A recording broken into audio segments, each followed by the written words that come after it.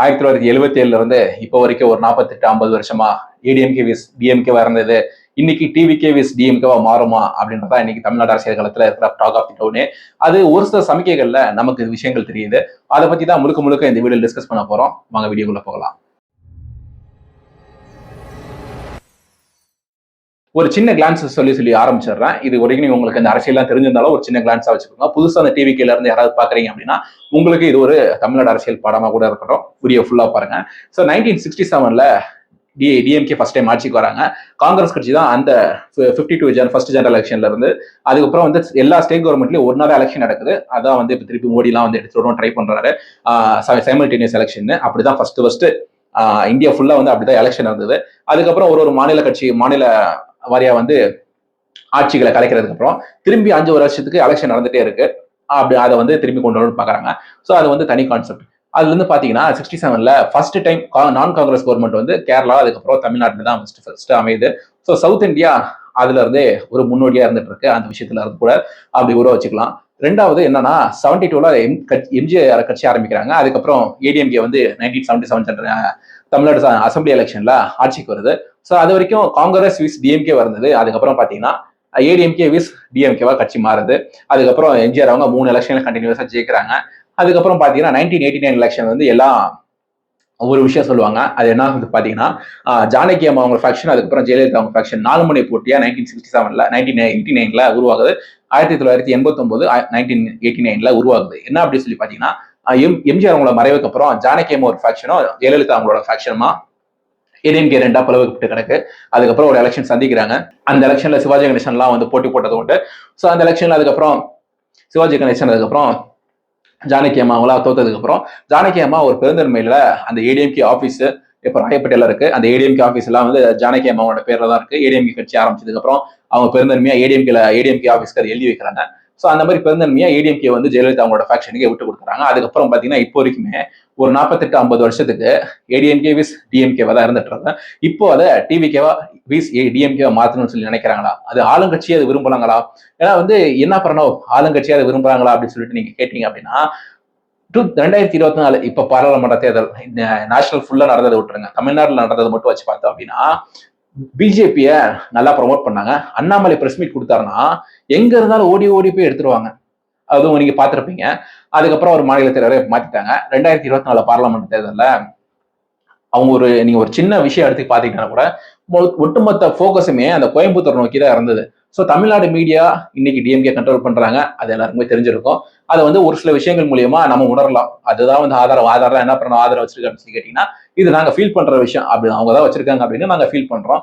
So அப்படி அவங்க control பண்றாங்க அப்படின்னா ஏன் வந்து பிஜேபியை வந்து ஃபோக்கஸ் பண்றாங்க அப்படின்னா ஏடிஎம்கே அப்படின்னு 50 வருஷமா அவங்களுக்கு இருந்த ஒரு எதிரிய இதன் மூலியமா அவங்களால அழிக்க முடியும். ஏன்னா இப்போ பிஜேபி வந்து ஃபுல் அண்ட் ஃபுல் ஃபோக்கஸ் பண்ணிட்டே இருக்காங்கன்னா மக்கள் வந்து டிவி ஆரம்பிச்சாலே டிஎம்கே விஸ் பிஜேபி அப்படின்னா இப்போ பிஜேபி கட்சியில தமிழ்நாட்டில் வளர்ந்துருச்சா அப்படின்ற ஒரு ஃபோக்கஸ் இருந்துட்டே இருக்கும். இன்னைக்கு விஜய் அவங்களுக்கு கூடுற கூட்டத்தை வச்சு வந்து டிவியில வந்து ஃபுல் லைவ் போட்டுட்டு இருக்காங்க. ரெண்டு சனிக்கிழமையுமே ஜெயா டிவியை தவிர மீது எல்லாமே சன் டிவி கொண்டு எல்லாமே விஜய் அவங்களுக்கு கூட்டத்தை பாரீர் நைட்டு கலைஞ்சு போற கூட்டத்தை பாரீர் 12 மணி வரைக்கும் டிஸ்போஸ் ஆகுதா, 12 மணி வரைக்குமே இந்த கூட்டம் கலைஞ்சு போக முடியாம அங்கேயே இருக்கு அப்படின்ற மாதிரி விஷயங்கள் சொல்றாங்க. கூட்டத்தை யாருமே அண்டர் எஸ்டிமேட் பண்ணல. சோ இப்ப என்ன நினைக்கிறாங்க அப்படின்னா இப்போ திரும்பி ஏடிஎம்கே விஸ் பிஜேபி சைட்ல ஒரு கூட்டணி உருவாகி இருக்கு.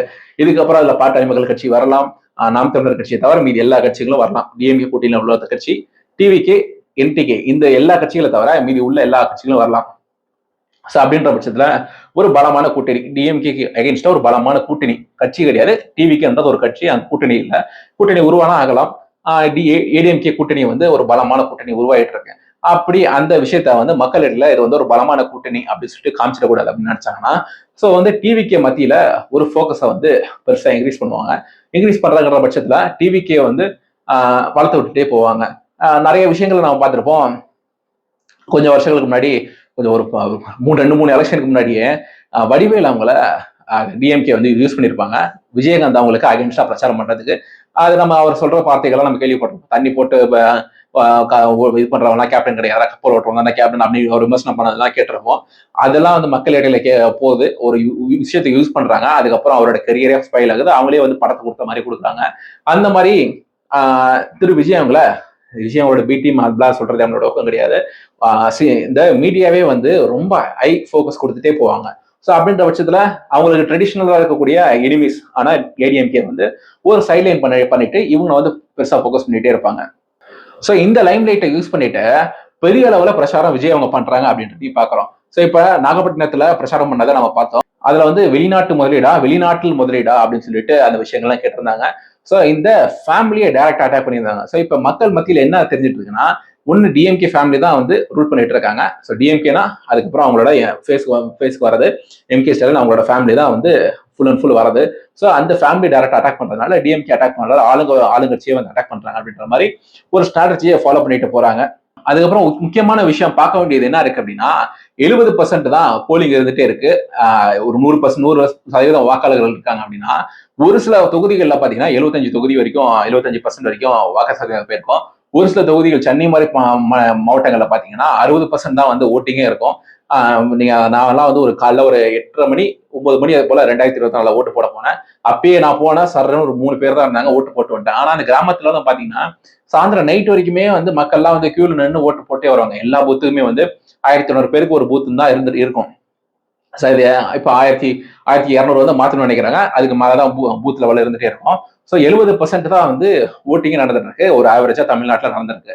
ஸோ அப்ப அந்த 30% ஆன மக்கள் வந்து ஓட்டு போடாமலே இருக்காங்க. அந்த 30% யார் அப்படின்னு சொல்லி பார்க்க வந்து இந்த இரு கட்சிகளும் வேண்டாம் அப்படின்னு நினைக்கிறவங்க தான் வந்து இந்த 30% பேரும். அதுக்கப்புறம் இந்த போலான 70%லயுமே வந்து அந்த அந்த வாக்கு சதவீதத்திலே வந்து டிவிகே அவங்களுக்கு விஜய் அவங்களுக்கு கணிசமான அளவுல இந்த 70%லயே வந்து உளுந்தாலே அவருக்கு 10ல இருந்து 15% வரைக்கும் வாக்கு சதவீதம் வரும் அப்படின்னு சொல்லி சொல்றாங்க.